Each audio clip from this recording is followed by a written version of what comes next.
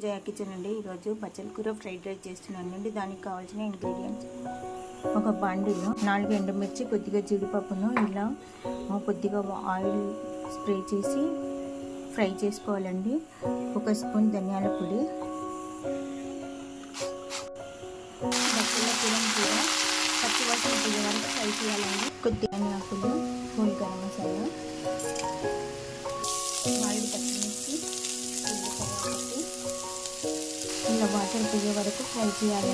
ఇలా వేగిన తర్వాత దీంట్లో 2 టమాటాలు ఇలా మగ్గే వరకు టేస్ట్కి తగినంత సాల్ట్ వేసుకోవాలండి. బచ్చల కూరని మిక్సీ చేసుకుందామండి. ఇలా టమాటా మగ్గిన తర్వాత మనం మిక్సీ చేసి పెట్టుకున్న బచ్చల కూర మిశ్రమాన్ని వేసి కలపాలండి. ఇలా మొత్తము వేగిన తర్వాత దీంట్లో రైస్ వేయాలండి. 1 నిమ్మకాయని కూడా జ్యూస్ తీసిపోయాలి. ఇలా రైస్ పొడి పొడిగా ఉండాలండి. 2 గ్లాసుల టీ గ్లాసుల రైస్కి 5 కట్టలు బచ్చల కూర తీసుకున్నానండి. ఇలా మిక్స్ చేసిన తర్వాత ఫైనల్లో స్టవ్ ఆపేసి లెమన్ జ్యూస్ పోయాలండి. కూర ఫ్రైడ్ రైస్ వేడివేడిది వడ్డించుకొని తింటే చాలా టేస్టీగా ఉంటుంది. రెడీ అండి. Thank you for watching.